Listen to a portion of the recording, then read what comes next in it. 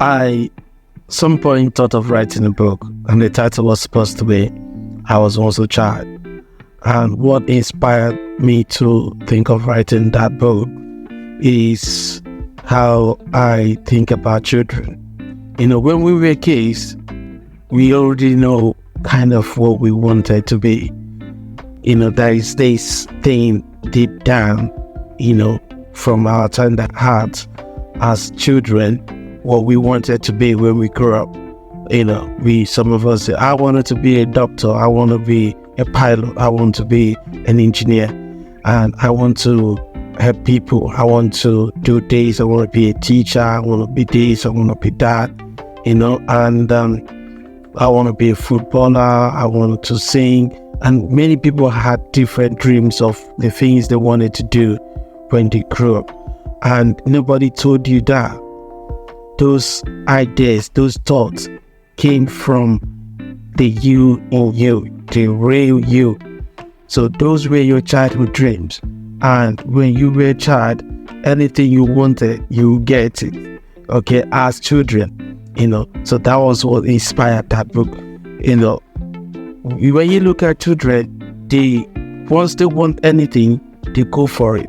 They don't care what you say about it, they don't care if you approve of it, and they don't give a shit, so they go for everything they want. If they want to eat, they cry your heart out, they cry until you provide the food for them. If they want to touch something, they must touch it, unless that thing is not within sight. Okay, no matter where that thing is, they must make sure they find a way to reach that thing. Now that is how children behave, and every one of us was a child, and if at that point where no one told you can't do anything, at that point no one convinced you otherwise, that you had that feeling, you had that mindset that whatever you want you will get. What if that childhood mentality comes upon you, that you believe that you want to have $1 billion company, and you go for it, you do whatever it takes to get it. Now the problem is, when we grew up, some kind of mindset and mentality came upon us, and that happened because of the programming our parents and our teachers and our older siblings, our uncles, and just our role models in that present environment told us there was a programming of things you cannot do, you can and cannot do. When you wanted to reach something, say you can't touch that, don't go there, don't do this, don't, you can't eat that, you can't go there, you can't wear that. They start telling you things you can and cannot do. And what happened eventually, you start accepting these things for yourself. You gradually start accepting that you don't own your life. You start accepting the fact that you have to make other people happy. You might have to do what they say you should do. Gradually you start accepting that what you wanted is not necessary or is not important. I'm telling you, what you want is the most important thing in the world. Whatever thing you want to do, whatever dream you have, whatever idea, whatever vision, whatever thing you want to achieve, I'm telling you, is very important, and you deserve to have whatever thing you want. Okay? Now, when you started growing up, when you get to teenage age, and they start telling you things like, you should be ashamed of yourself.